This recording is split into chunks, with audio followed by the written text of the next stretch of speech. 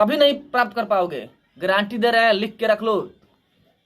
Deputy CM तो गया ही गया, मुख्यमंत्री गया ही गया, एमएलए भी नहीं बन पाओगे भाई, कागज पेन में। 9वीं फेल लोग क्या बोलते हैं, इनको कुछ समझ में नहीं आता है। बीजेपी का विरोध करते करते सनातन का विरोध कर देते हैं, राम लला के विरोध करते हैं। लोगों की मानसिकता पता ना क्या हो गया है राम मंदिर को लेकर के, राम लला को लेकर के, कि हमेशा विवादित टिप्पणी दिया करते हैं।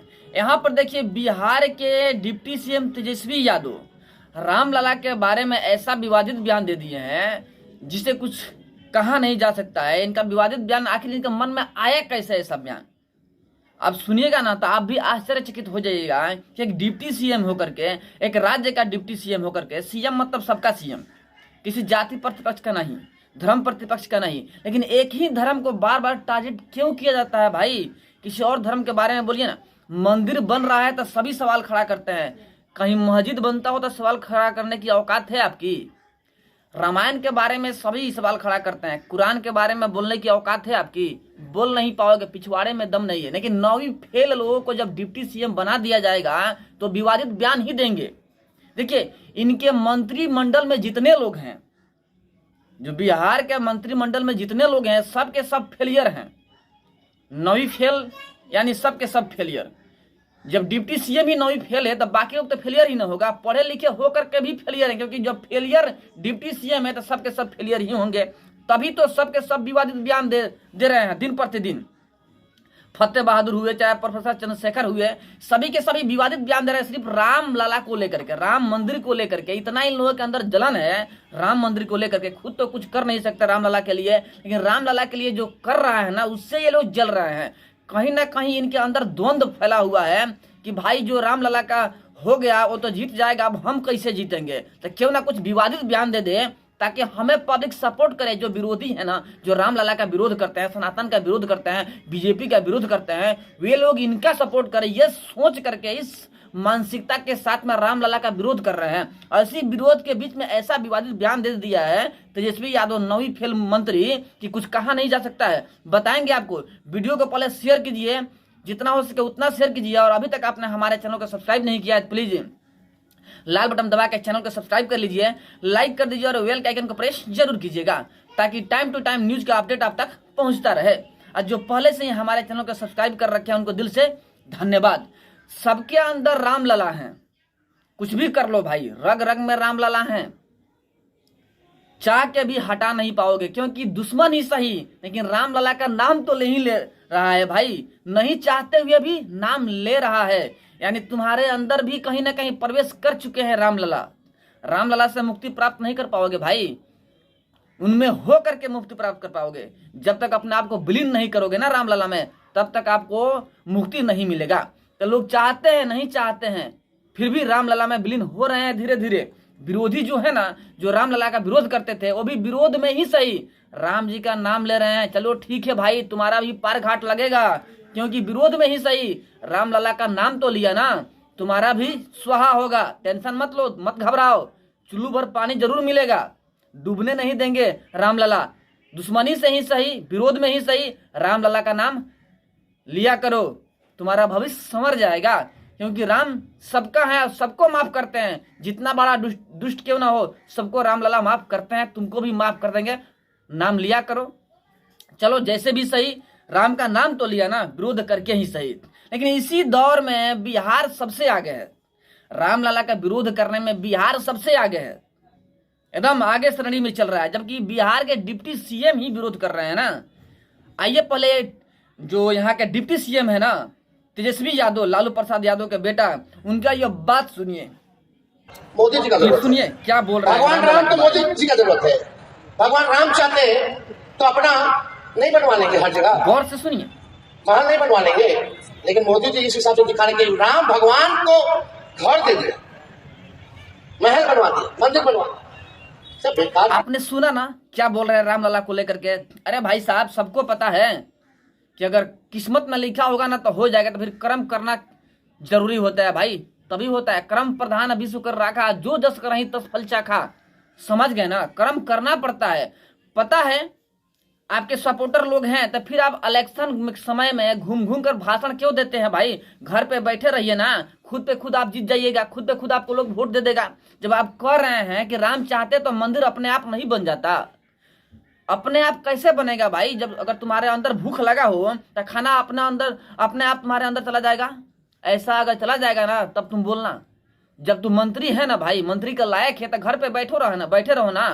कहीं जाने की क्या जरूरत है? भाषणबाजी देने की क्या जरूरत है? किसी के विरोध करने की क्या जरूरत है? तुम्हारे पक्ष में लोग हैं ना, तुमको वोट देके जिता देंगे, लेकिन घर पे बैठोगे नहीं।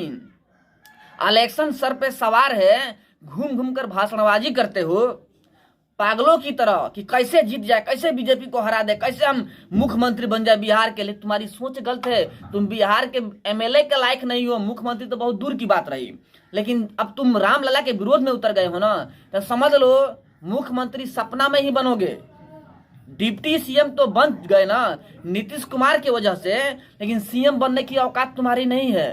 तुम तो एमएलए के लायक नहीं है भाई। 9वीं फेल मुख्यमंत्री बनेगा, बिहार को बर्बाद कर देगा, बिहार को गंदगी में ढकेल देगा। ऐसे ही मजदूरों का प्रदेश बना कर रखा है बिहार को, और मजदूरों का प्रदेश बना देगा। तो चाहेगा ही नहीं कि बिहार के लोग शिक्षित बने।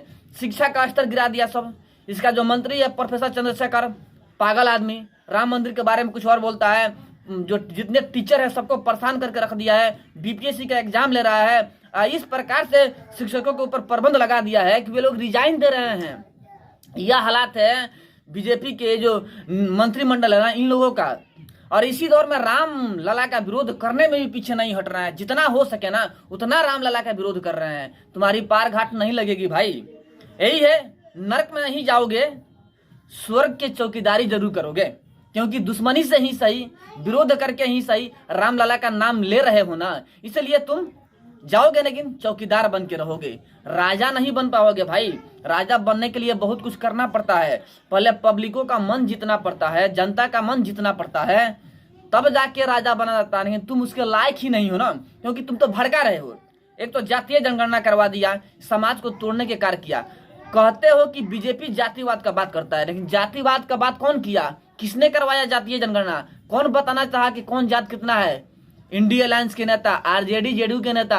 यानी ये लोग चाहते हैं कि जाति में बढ़ जाए सभी लोग, पूरा बिहार जाति में बढ़ जाए और आगे ना बढ़े, तरक्की ना करे और जाति में ही उलझ कर रह जाए। इनका मानसिकता यही है। अंग्रेजों वाला नीति अपनाते हैं कि फुट डालो राज करो।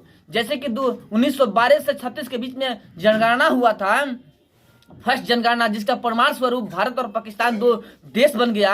वैसे ही ये लोग चाहते हैं बिहार को बांटना, धर्मों में और जातियों में बांटना चाहते हैं, बांट करके अपना सत्ता कायम रखना चाहते हैं। लेकिन इनको पता नहीं है कि 1912 का पब्लिक नहीं है, यहाँ पे 2023 का पब्लिक है। और उस वक्त का पब्लिक से कहीं ज्यादा तेज तड़ाक और बुद्धिमान अभी का पब्लिक है, जो तुम्हारी रणनीति को समझता है।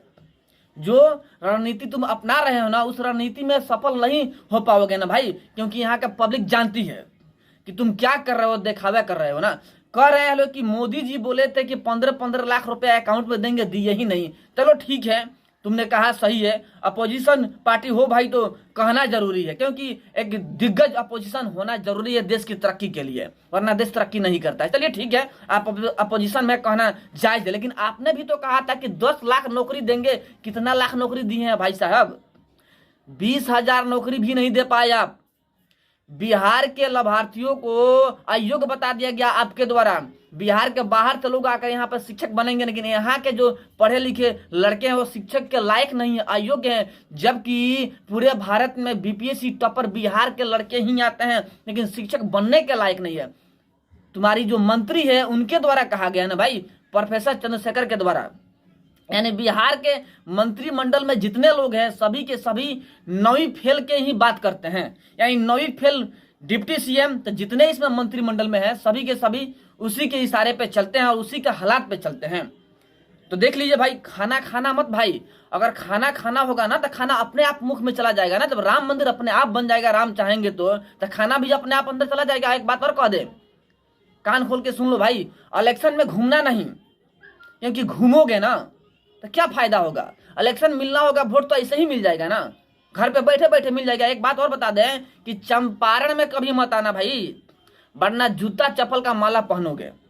110% पहनोगे, क्योंकि तुम्हारी रवैया वही है कि जूता और चप्पल का माला पहनाया जाएगा। तब भूल के भी चंपारण क्षेत्र में मत आना तेजस्वी यादव जी, वरना जूता और चप्पल का माला पहनना पड़ेगा।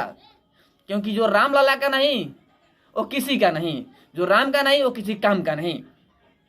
राम लला का विरोध करोगे ना, तुम्हारा ही विरोध होगा और सत्ता कभी प्राप्त नहीं कर पाओगे, कभी नहीं प्राप्त कर पाओगे। गारंटी दे रहे हैं, लिख के रख लो।